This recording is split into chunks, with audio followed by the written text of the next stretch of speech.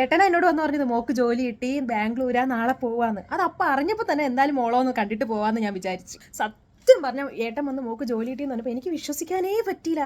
കാരണം അത്രയ്ക്കുള്ള കഴിവൊന്നും മോക്കില്ലല്ലോ. പഠിക്കുമ്പോഴൊക്കെ ഇവർക്ക് മാർക്കൊക്കെ കുറവായിരുന്നില്ലേ 10ാം ക്ലാസ്സിലും പ്ലസ് ടു അല്ലേ ഏട്ടത്തി?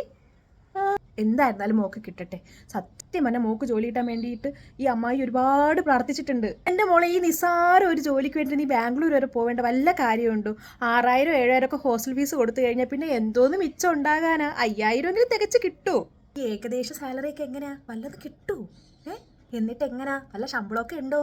10,000-15,000 രൂപയൊക്കെ കാണുമായിരിക്കും അല്ലേ? 15,000-ന് 4 ഇരട്ടി ഉണ്ടോ ശമ്പളം? അതെയോ? 15,000-ന് 4 ഇരട്ടി എന്നൊക്കെ പറയുമ്പം ഒരു 50,000-ന് മേളിലൊക്കെ വരില്ലേ? അത്രയൊക്കെ കിട്ടുമോ? അതെയോ?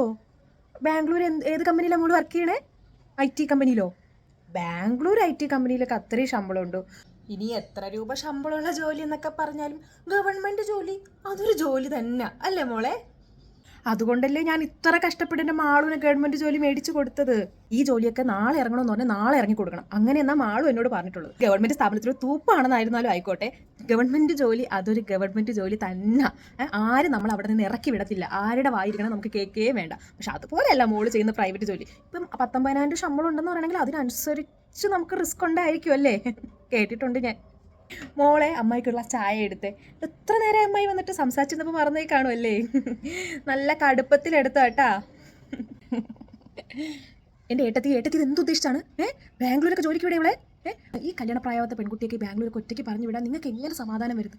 പോരാത്തതിന് 10-50,000-ന് മേളിൽ ശമ്പളം. ഞാൻ അന്വേഷിച്ചിടത്തോളം അത്രയും ശമ്പളമൊന്നും ഒരു കമ്പനിയിലും കിട്ടുന്നുണ്ടാവില്ല.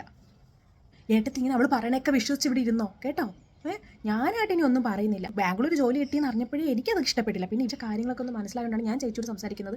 എനിക്കിതിലൊന്നും വലിയ വിശ്വാസമൊന്നും വരുന്നില്ല. 19,000-ന് മേളിൽ ശമ്പളം കിട്ടുന്ന ജോലിയോ?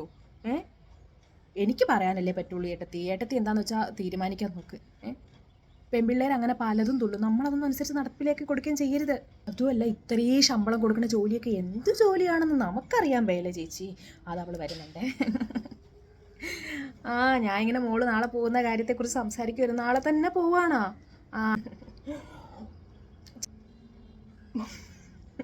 ചായക്ക് ഇച്ചിരി മധുരം കുറവാ. അമ്മായിക്ക് ഷുഗറൊന്നും ഇല്ല. നാളെ പോകുന്നതിന്റെ തിടുക്കത്തിൽ എല്ലാ കാര്യങ്ങളും അങ്ങ് മറന്നിരിക്കുക. ഇനിയിപ്പോ ഇത്രയും വലിയ ശമ്പളമുള്ള ജോലിയെ കിട്ടിയപ്പോ നമ്മളെ അങ്ങ് മറക്കുമോ എന്തോ എനിക്കറിയില്ലേ.